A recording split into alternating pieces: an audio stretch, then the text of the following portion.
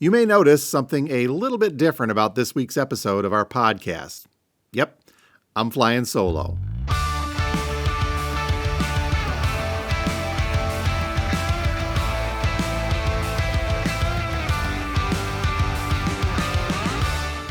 And welcome once again to Two Guys Talking About Records, a vinyl community podcast where normally each week we two guys get together and talk about records. But as mentioned, I am by myself this week. Yeah, the pool cleaning business schedule just prior to Memorial Day has gotten the better of Steve, so he's not able to make it. My name's Jim, and I own a record store, and hopefully next week, we'll see what the schedule does, we'll get Steve back into the fold here. Just a really abbreviated episode today. I wanted to cut through a couple of things. I've got a vinyl mystery, 7-inch mystery here I want to share with you folks to see if anybody has any suggestions or thoughts on this. And I do have just a couple of quick pickups to share as well. But, as mentioned, Steve has been really busy. I think he's working about 12-hour days, 7 days a week in his retirement, nonetheless, as the lead up to the busy pool season. The summer season starts throughout the Denver, Colorado area. That's consuming a lot of Steve's time. So we'll hopefully check in with him. But yeah, I got a message from him earlier today saying, you know what? I just can't do it. He's working way, way too much. So we'll soldier on through, Steve, and we'll get you back up to speed here next week. Again, we hope. We'll see. That'll be just the day before the holiday season when next week's episode goes up. So we'll see where things go. But as we do each and every week, normally we go through and talk about our recent pickups and additions to our collections. And this week, I've got just a couple. It would have been a quiet week anyway for Steve, I think, given his schedule. But I just have a couple of things I wanted to toss out there, see what you think of these. And it goes back to my Michigan collection and the group 707. Yep, I added 3 albums, really kind of the 3 albums from 707 into the collection this week. All of these are from the early 80s, 707, 1980, the second album from 1981, and Megaforce, their third album from 1982. Now, this group is I guess you would call it an AOR group, as album-oriented rock. It's just kind of a very basic, good classic rock sound. Their big hit was off of their first one, I Could Be Good For You. They had another moderate hit off of their third album, the title track from Megaforce in 82. I guess if I had to, I'd equate their sound with something like a Bittersweet Alley, which is also a great Michigan group. But having said that, I realized that 707 had gotten a bit of a bigger go than Bittersweet Alley ever did. So maybe you folks would compare Bittersweet Alley to 707. But on the more mainstream side, I'd equate them with their good rock sound with something like the Babies or Loverboy or even REO Speedwagon, which I think on their third album, by the way, they opened up for REO Speedwagon in the early 80s. So 707 is a band. They hail from Livonia, Michigan, first and foremost. And they went through a few changes after that first album and that one big hit, I Could Be Good For You. And then never really kind of seemed to coalesce, and they broke up in the 83 era and then reformed again in the 2000s and put a couple things out. But their only vinyl albums are these first 3. So again, great AOR, album-oriented rock, good stuff from Michigan. It's a neat addition to my Michigan collection. And I will put up, it'll be a brief playlist this week, by the way, but I will put up the playlist with some songs from each of those 3 albums. And you can find that link in the description of both our Spotify episode and on the YouTube episode. And again, it'll be a really brief one, but if you're curious what their big hits sound like, I'm sure once you hear it, it's just like me. You heard that, oh yeah, I remember that one.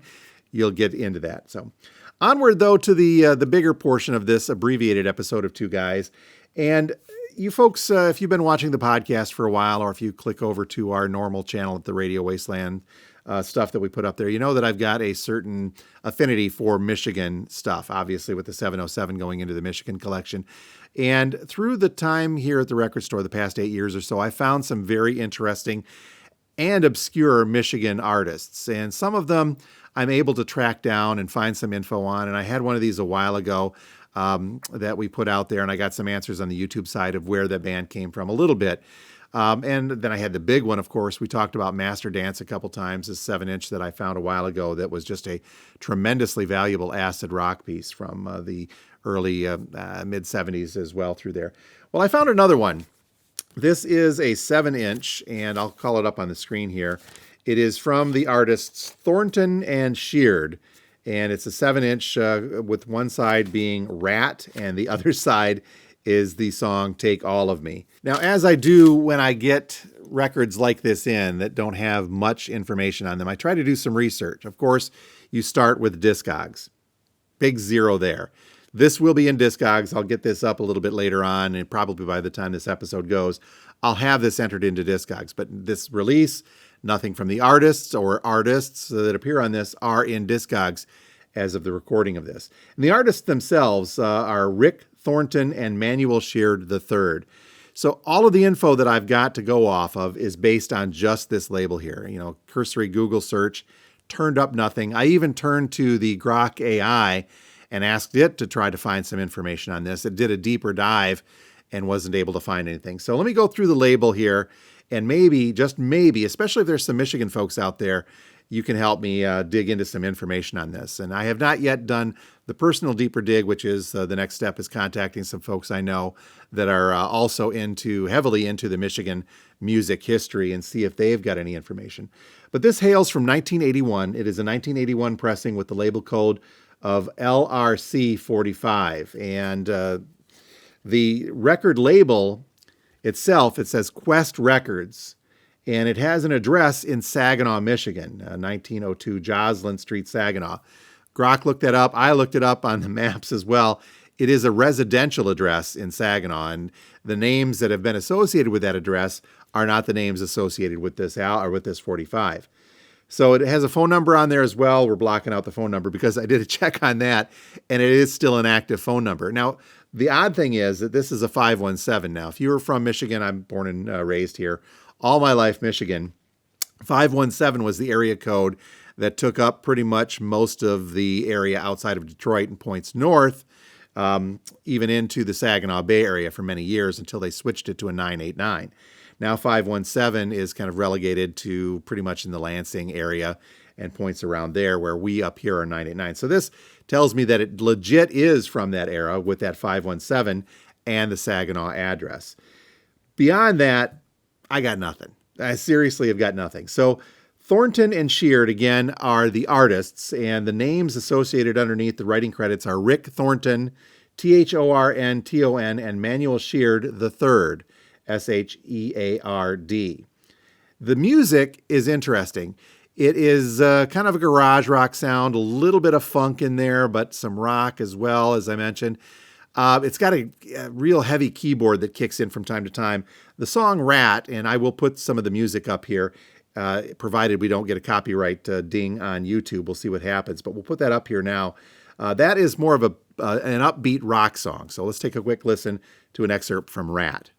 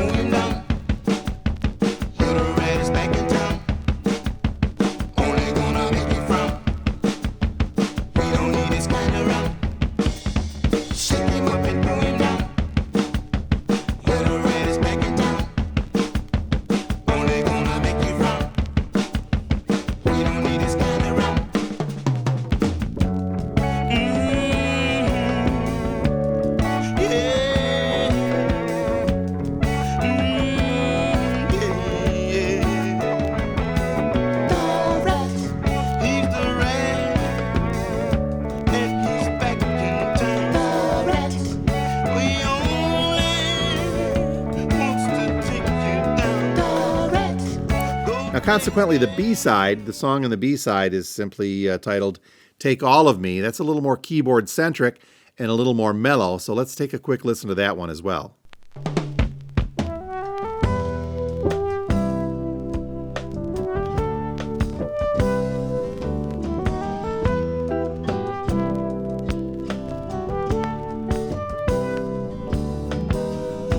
Seasons come and go, weather changes from rain to snow, fashion